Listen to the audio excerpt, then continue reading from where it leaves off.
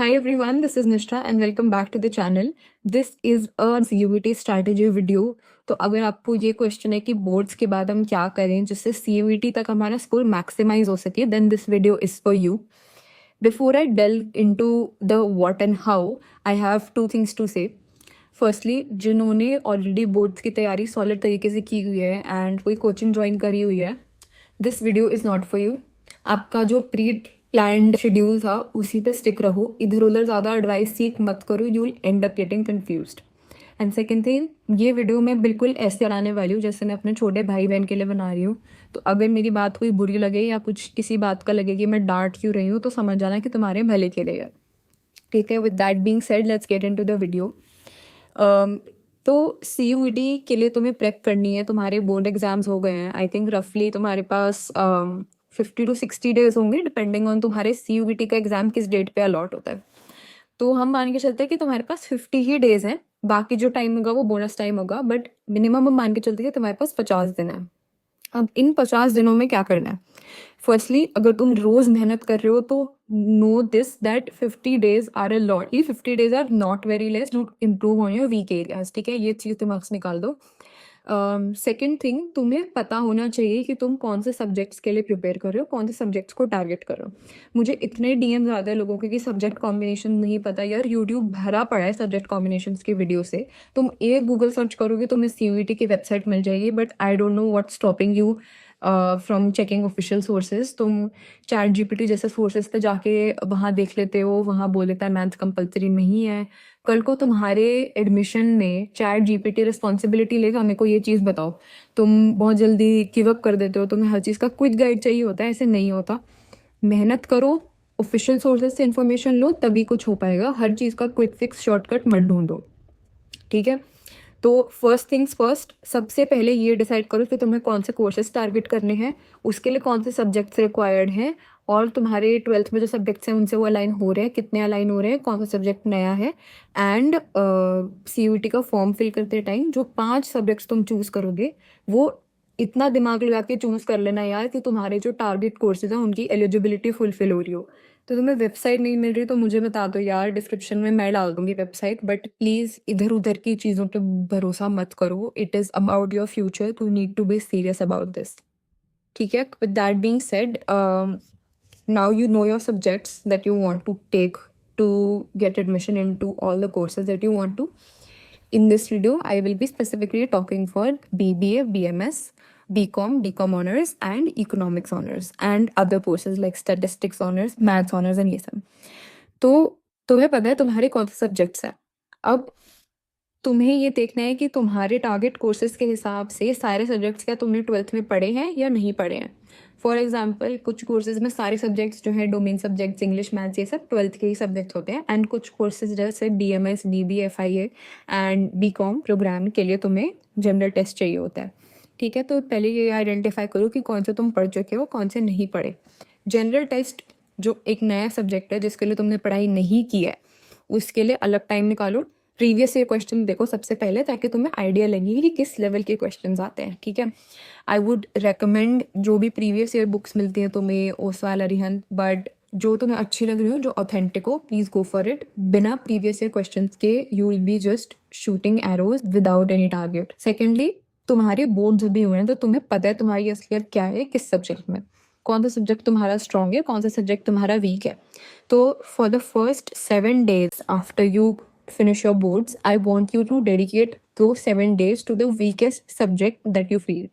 Maths नहीं आती, maths को 7 दिन दे दो. लगातार 24 घंटे मैथ्स करो, जितनी हो सकती है मैथ्स करो. कैसे नहीं होगी यार, मेहनत करोगे तो सब होगा.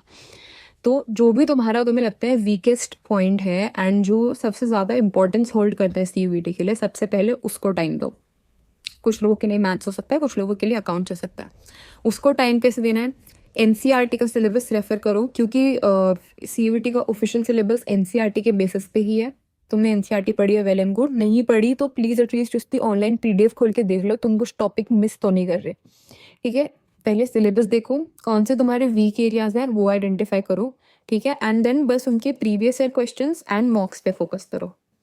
मॉक्स तुमने नहीं लिए हैं तो आई वुड सजेस्ट कि it is a very very good investment.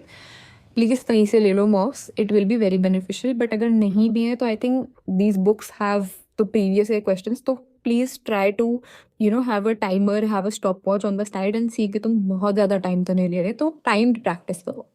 ठीक है, जहाँ कॉन्सेप्ट्स वीक हैं उन्हें आइडेंटिफाई करके उनकी यूट्यूब वीडियोस, कॉन्सेप्ट वीडियोस देख लो, but I won't recommend that do it for everything because इतना टाइम नहीं है।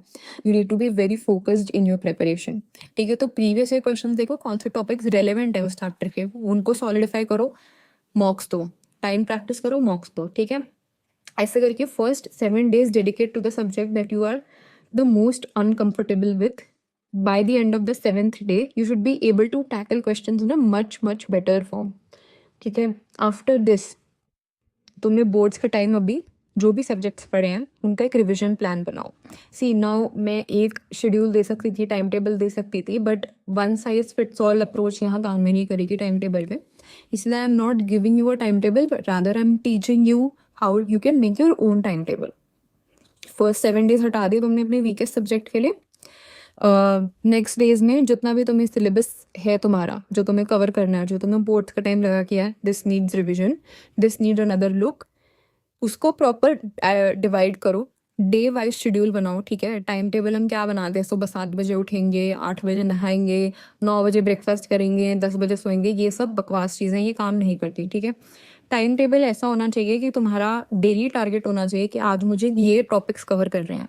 कितने घंटे में करने हैं वो तुम्हारी मर्जी है, तुम डेडिकेट करो ना करो, बट तुम्हें पता होना चाहिए कि मैं दिन में 5 घंटे पढ़ सकती हूँ, 5 घंटे में मुझे ये 10 टॉपिक्स कवर करने हैं या ये 5 टॉपिक्स कवर करने हैं, बेस्ड ऑन योर कैपेसिटी। तुम खुद उसे कैसे डिवाइड करते हो वो तुम्हारे ऊपर है। ठीक है, by the end of the day तुम्हें वो रिव्यू करना है कि तुमने जो टारगेट सेट किया था वो तुम्हारा कंप्लीट हुआ या नहीं। ये बहुत बेसिक सा टाइम टेबल है जो I recommend everyone should make. Set your targets in the morning, review your targets in the evening. तुम्हें पहले 1-2 दिन में ही पता लग जाएगा कि तुम कितनी मेहनत कर रहे हो, या फिर तुम अपने प्रोमिसेस जो तुम खुद से करते हो कि आज मैं इतनी पढ़ाई कर लूँगी या कर लूँगा, वो तुम फुलफिल करते हो या नहीं। ठीक है, ये टाइम टेबल बनाओ, पूरे सिलेबस को, जो भी तुम्हें लगता है इंपॉर्टेंट फॉर रिविजन है, पूरा सिलेबस ही रिवाइज करो, but make it in decreasing order of priority. जो बहुत सॉलिड कॉन्सेप्ट्स हैं उनको एंड के लिए रख दो, ताकि टाइम नहीं भी बचा तो you are fresh with those concepts. जो सबसे मुश्किल चीज़ है ना, जो सबसे पहली मुश्किल चीज़ें हैं, एक बुक है यार, ईट दैट फ्रॉग, जिसमें ऑथर का पॉइंट है कि सुबह सुबह उठते ही सबसे पहले फ्रॉग खा लो, उससे बुरा पूरे तुम्हारे दिन में तुम्हारे साथ कुछ हो ही नहीं सकता। विच मीन्स कि जो सबसे मुश्किल टास्क है, जो सबसे डिफिकल्ट टास्क है, उसको सुबह सुबह निपटा दो, because you also know that these are essential to succeed in your goal. इसीलिए जो सबसे मुश्किल लग रहा है उसको फेस कर लो। पूरे साल एस्केप किया है, ये लास्ट मोमेंट है, इसके बाद एस्केप करके कहाँ ही जाओगे यार। तो तुमने पूरा सिलेबस डिवाइड कर लिया कि कैसे करना है। I would recommend dedicate around 20 to 25 days to revising everything. साथ साथ में तुम्हें एक चीज़ जो बहुत एसेंशियल है, दैट इज़ मॉक्स। तो तुम्हें मॉक्स स्टार्ट करने हैं। अब तुमने मॉक्स लिए हुए हैं किसी टेस्ट सीरीज के तो वेल एंड गुड, वरना this is a good investment that you should make. मॉक्स नहीं लेने, टाइमर लगाओ और टाइम प्रैक्टिस करो, बहाने मत बनाओ, do everything that you can. ठीक है, only the result will speak for itself. तो मॉक्स ही प्रैक्टिस करो। I would recommend while you are revising your concepts, हर 3 से 4 दिन में एक मॉक दे दो। एंड मॉक देने में अगर तुम एक्स अमाउंट ऑफ टाइम लगा रहे हो तो at least x amount of time उसको एनालाइज करने में भी लगाओ। ठीक है, एक एयर लॉग मेंटेन कर लो कि किस टॉपिक से कौन से क्वेश्चन टाइप में तुम्हें कैसी प्रॉब्लम आई थी। Mock analysis is very important to identify कि तुम्हें अगले दिन किस टॉपिक पे काम करना है। ठीक है, तो मॉक्स दो पढ़ो, मॉक्स दो पढ़ो, and then when you are done with the first initial revision of your entire syllabus, I would recommend कि मॉक्स की फ्रीक्वेंसी बढ़ा दो एंड सिर्फ रिविजन पे फोकस करो। तो shortcuts, formulas, previous year questions, mock analysis, पुराने मॉक्स में जो गलतियाँ हुई थी, पुराने मॉक्स में जो सही हुए थे क्वेश्चंस, उनको बार बार रिव्यू करो। एंड लास्ट का टाइम थोड़ा थोड़ा कंसिस्टेंट रहो, बट बहुत ज़्यादा हैवी मत रखो। एग्जाम से जस्ट पहले बर्नआउट मत कर लेना। ठीक है, कंसिस्टेंटली पढ़ोगे 50 दिन इनफ होगा। शुरू के दिन लेजी हो जाओगे एंड सोचोगे कि लास्ट के दिन में मैं उन सब के लिए कवर अप कर दूँ, वो स्ट्रैटेजी नहीं वर्क करती सबके लिए। ठीक है, इफ़ यू वांट कि सब्जेक्ट वाइज मैं बताऊँ तो फर्स्टली ये मान लो कि एनसीईआरटी भगवान है। ठीक है, तुम मैथ्स के लिए और बीएसटी के लिए तो एनसीईआरटी को भगवान मान लो। इको के लिए I would say any reference book for me I personally refer to Sandeep Garg, but any reference book जिससे तुमने पूरी 12th क्लास में पढ़ा है, प्लीज़ कोई नया रिसोर्स मत उठाना इस समय, जिससे भी तुमने 12th में पढ़ाई की है उसी को उठाओ, उसी को रिवाइज करो. Make sure you have concept clarity, that is the most important thing in economics. अब तो वैसे भी तुम्हारा माइक्रो एंड मैक्रो है, तो please ensure that you know graphs, please ensure that you know the nature of graphs, please ensure that you know the formulas. ठीक है. Accounts के लिए अगेन आई वुड से कॉन्सेप्ट क्लैरिटी इज़ पैरामाउंट. कोई भी book refer करो, concept clarity होनी चाहिए. पूरा बड़ा न्यूमेरिकल तो तुम्हारा आता नहीं CUET में, उस बड़े न्यूमेरिकल के शॉर्ट पोर्शंस आते हैं, तो उनको कैसे टैकल करना है, इसके लिए बहुत स्ट्रॉन्ग फाउंडेशनल लेवल की क्लैरिटी चाहिए होती है, क्योंकि इतने छोटे छोटे नुआंसेस होते हैं ना अकाउंट्स में कि आंसर 2000-1000 ऊपर नीचे हो जाता है एंड वही तुम्हारे मार्क्स चले जाते हैं. ठीक है. Do this thing. इंग्लिश के लिए fluent practice reading comprehensions, general test के लिए भी, नॉर्मल इंग्लिश के लिए भी, इवन कैट लेवल RCs तुम प्रैक्टिस कर सकते हो. If you do not have resources, comment down below, I will try and find and link them in the description box. But yes, this was the subject wise strategy. General test का भी I would say the primary source that we should rely on is previous year questions. उसमें देखो कौन से topics में से ज़्यादा focus होता है. ठीक है. और क्या टॉपिक्स तुम्हें प्रिपेयर करनी चाहिए, उसकी भी प्लेलिस्ट अगर तुम्हें चाहिए on concepts like aptitude, ratio, time proportion, speed, distance, ये जो एप्टीट्यूड बेस्ड कॉन्सेप्ट्स होते हैं, इनकी वीडियोस तुम्हें चाहिए तो इसका भी कमेंट कर दो. I will link that in the description. बाकी यार टाइम प्रैक्टिस करो, स्लीप शेड्यूल को एग्जाम टाइम से अलाइन करो. ठीक है. खाना अच्छा खाओ इस टाइम पे, अपनी हेल्थ का पैरामाउंट ध्यान रखो. You don't want to get sick before और ड्यूरिंग द एग्जाम. ठीक है. And yeah that's it. Let me know what questions you have for me, and what more videos do you want related to CUET, related to college life, related to anything.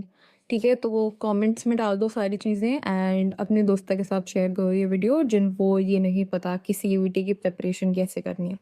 And I hope that you get into your dream colleges. I hope that you do enough hard work and the hard work pays off. And I'll see you guys in the next video. Till then, bye bye, take care. I can hear the demons call when they do what they do, and now I feel